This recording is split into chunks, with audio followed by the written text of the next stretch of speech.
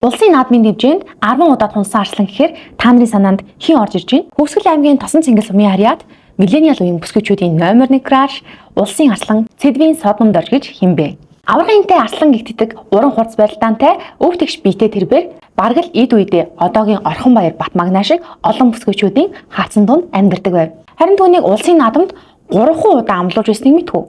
2009 онд аймгийн арслан цолтой зодоглож 2 давхад түүнийг улсын начин Баян мөнх амлаж байв. Энэ бол эхнийх нь. Түүний дараагаар улсын арслан цолтойдоо 7-гийн даваанд авраг бүрэн төгсөд амлуулсан. Харин 2023 онд мөн 7-гийн даваанд улсын дархан авраг Бацуур тоныг амлан барилдсан төдийгүй хоёр бүхийн барилдаан удаашиж Бацуур авраг эд дэвхийн дүрмээр давсан байдаг. Харин бусдаар бол Содном дорж арслан маань аманд гарсан барилдаануудаа унж байгаагүй нэгэн. Үүний сацуу улсын наадмын дэмжээнд 10 удаа тунж байсан хүчтэн билээ. Эдгээрт 5 болон 6, 7, 8 гээд цолны төлөх өндөр давааны барилдаанууд багтаж байсныг хэлхэн зүйтэй. Түүний хувьд цагаан сарын барилдаанд төрүүлсэн 21 дэх бүх. Харин хөвсгөл нутгасаа бол 2 дахь нь.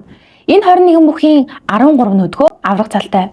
Угаас би цагаан сарын барилдааныг улсын наадмын дараа орох өндөр шансаатай бүхийн барилдаан гэдгийг мэдэн штэ тий. Тэрээр 2017 оны үндэсний их баяр наадмаар 9 даван төрүүлж улсын арслан цолонд хүрсэн. Тэр жилийн наадамд харцаг цолтой зодголсон ч өөрөөсөө өндөр цолтонтой хаараагүй ил наадмаар тувт амлаж барилцаар төрүүлж байсан бөгөөд төрүүлснийхээ дараа гэртээ уртгаа ярьж ээжтэй өнсөөлөх юмсан гэж ярьсан гэдэг.